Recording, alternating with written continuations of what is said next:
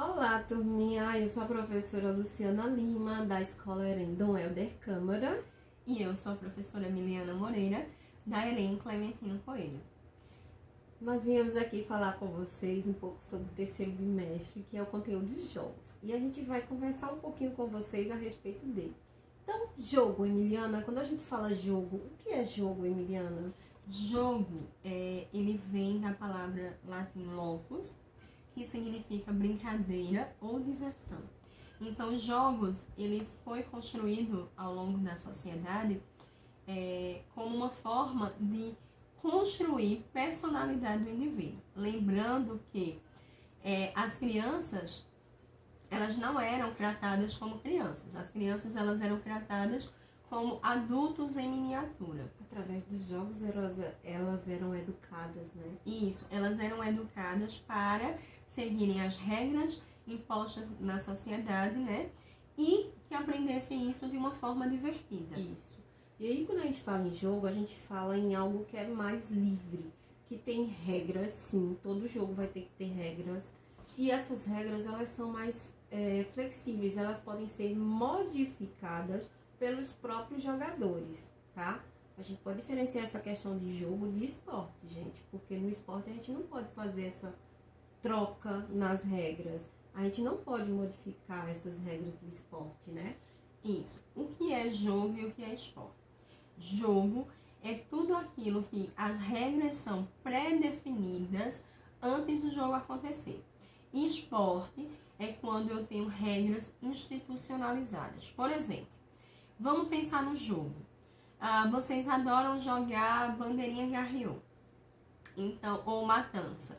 As regras, elas são decididas ali no momento do jogo, né? E cada rua, cada cidade, cada espaço joga de uma forma.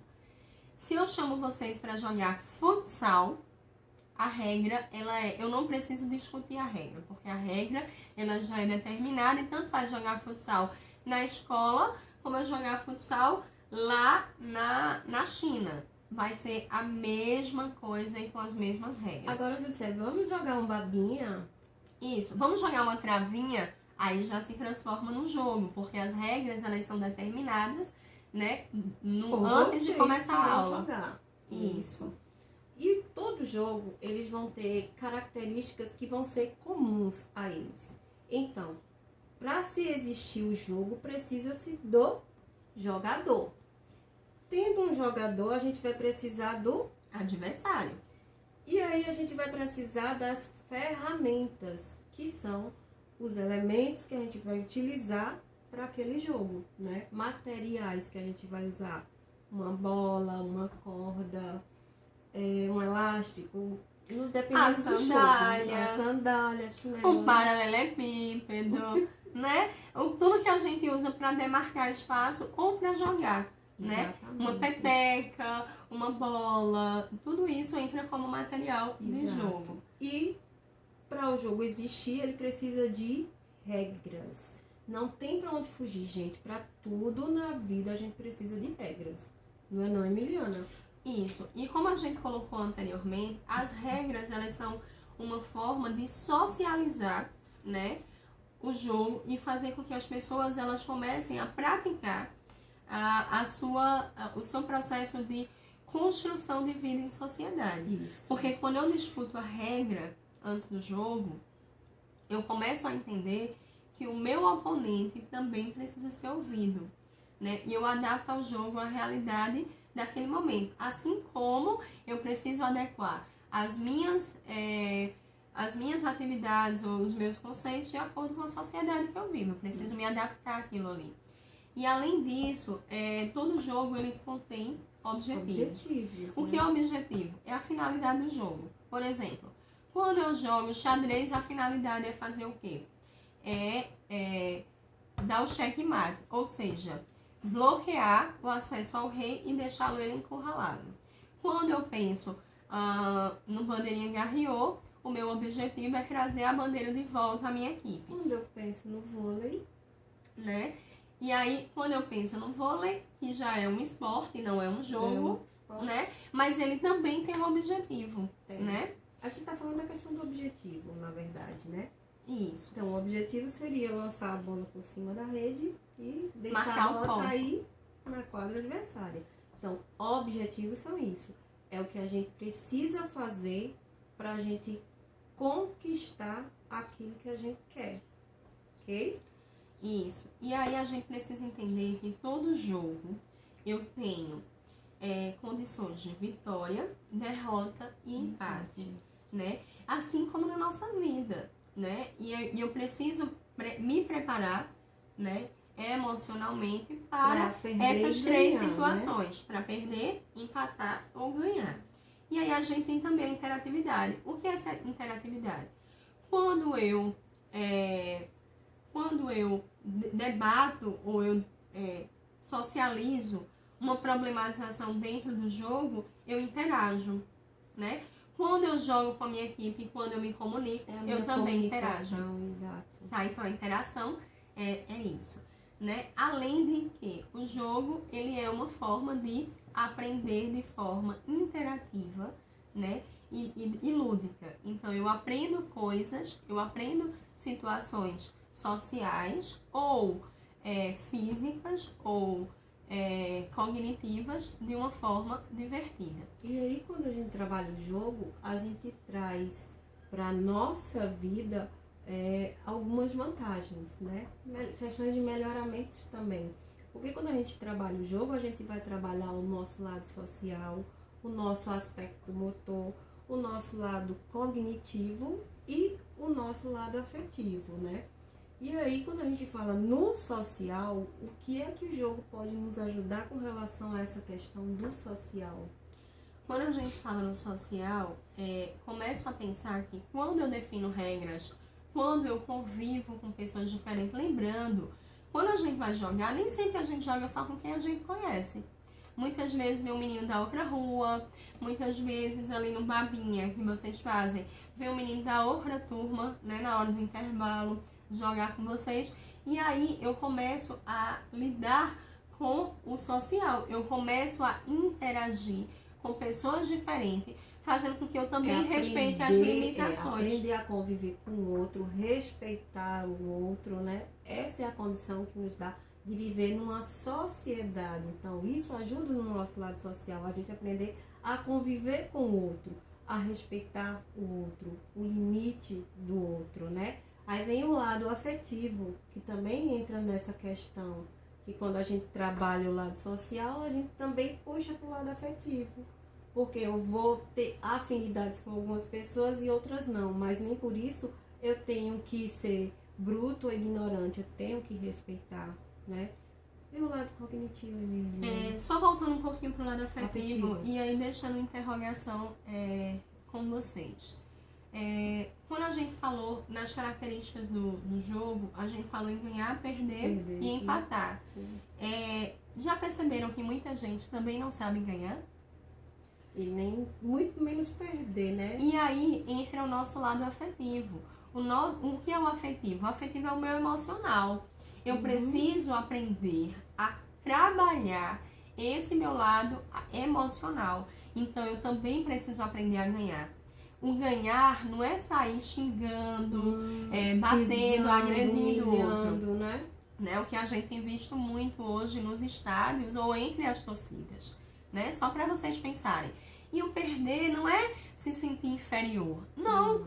O perder, às vezes, é uma forma de... Não era o momento, né? Eu talvez não fui tão bom. O outro time foi melhor. A gente saber reconhecer as nossas falhas e melhorar a partir delas, né? E aí a gente vem para o cognitivo.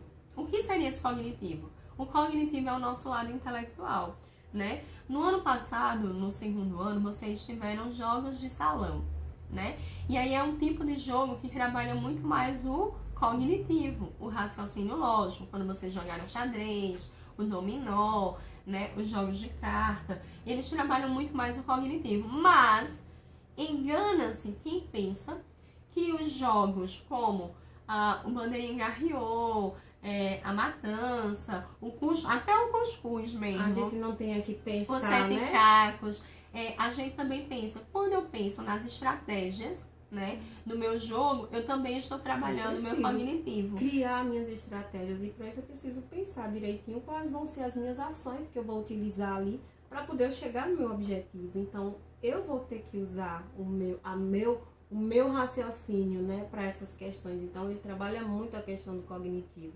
Além do cognitivo, tem os aspectos motores, que a gente trabalha a questão do melhoramento das capacidades físicas nossas. Quando a gente trabalha o bandeirinha, por exemplo, a corrida, que a gente vai trabalhar a questão da velocidade, a gente vai trabalhar a questão de equilíbrio em alguns jogos, a gente vai trabalhar a força, a gente vai trabalhar agilidade e muitas outras capacidades físicas, né? E aí os jogos, eles são divididos em alguns, não é, Emiliana? Isso. E a gente vai só revisar para vocês que são do terceiro ano. Isso. Vamos lá. Os jogos populares, vocês viram lá no primeiro ano. Só para revisar. São aqueles jogos que são passados de geração em geração. Realizados na rua. Né? Na rua e que remetem à infância de vocês. As brincadeiras de rua, né? Isso. Os jogos de salão são aqueles jogos de tabuleiro, né? Ou carta ou peças. Os jogos esportivos, né, que vocês trabalharam também lá no segundo ano, são aqueles jogos que eu pego uma modalidade esportiva e transformo elas de modo que vocês aprendam ou um fundamento ou uma regra de um determinado jogo. E os jogos cooperativos e eletrônicos, a gente vai falar sobre eles agora com vocês. Então vamos lá, jogos cooperativos.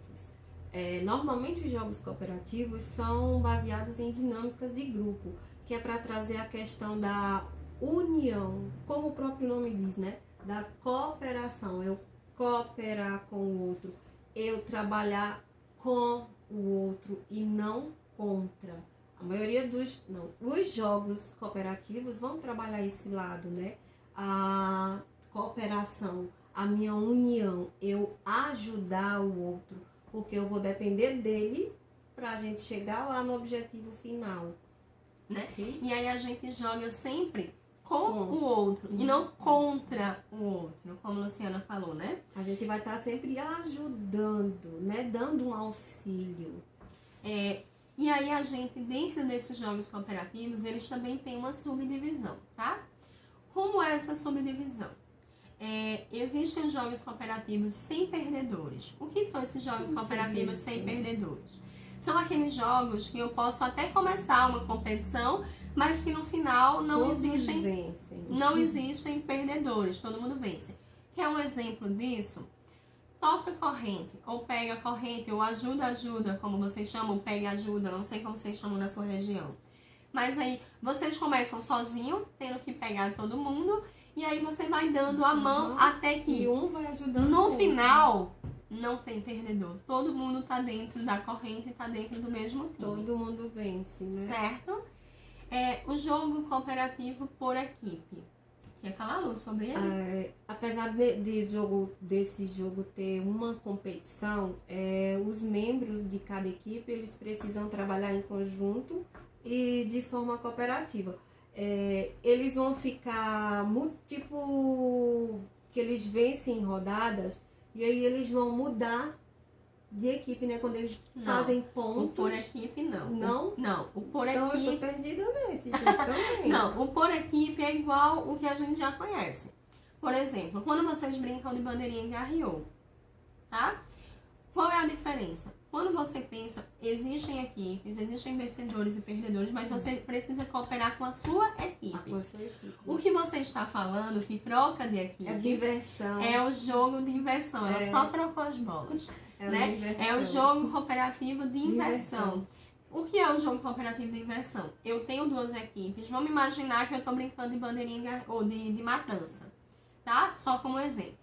E aí eu estou brincando de queimado, matança, baleou, baleada, como vocês chamam aí na região de vocês, ou como vocês conhecem. Emiliana me queimou, portanto, Emiliana passa para o meu lado. Isso. Do meu time. Ou seja, ganha quem conseguir levar todo mundo dessa equipe para essa equipe. Eu não sei se vocês conhecem, mas bem antigamente, minha mãe que gostava de cantar isso pra mim, e olha que eu não sou velha, tá, gente?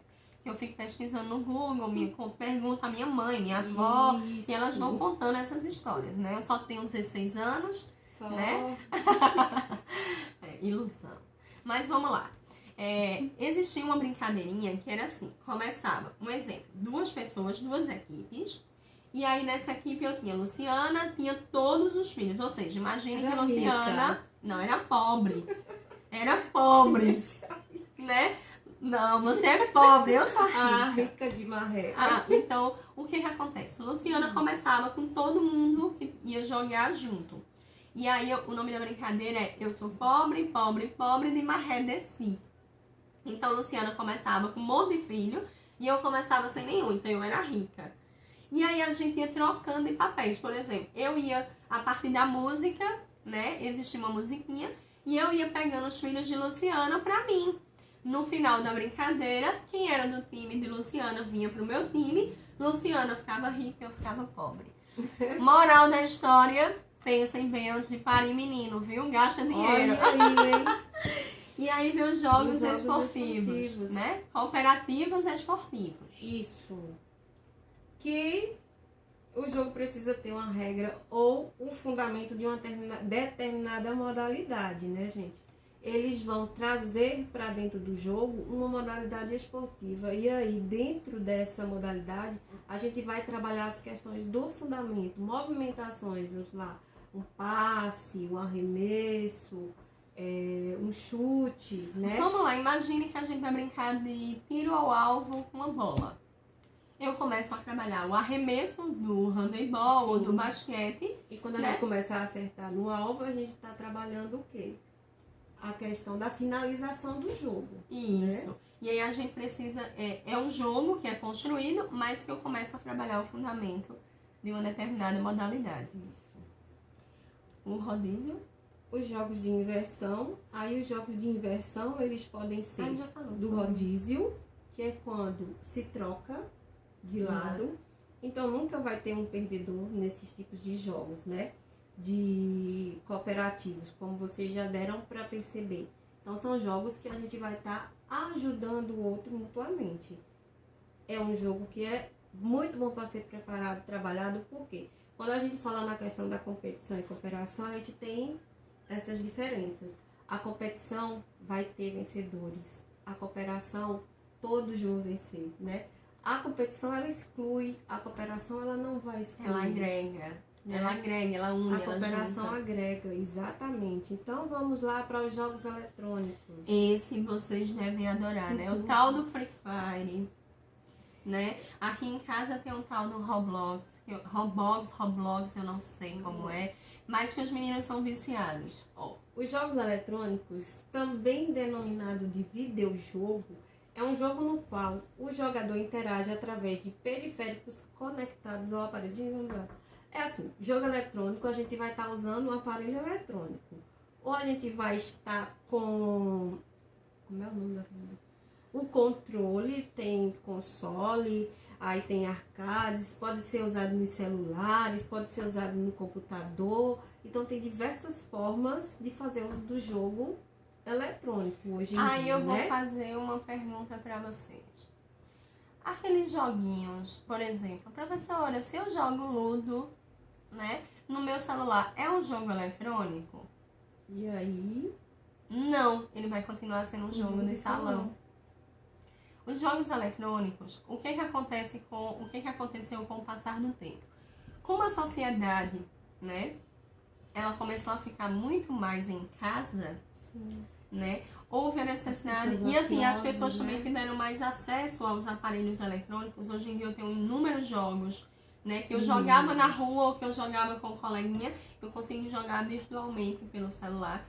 Então, foi uma forma prática disso. Hoje mesmo, imagine. Hoje, se a gente for fazer um torneio, a gente pode fazer um torneio de Free Fire, um torneio de Ludo virtualmente. Por quê?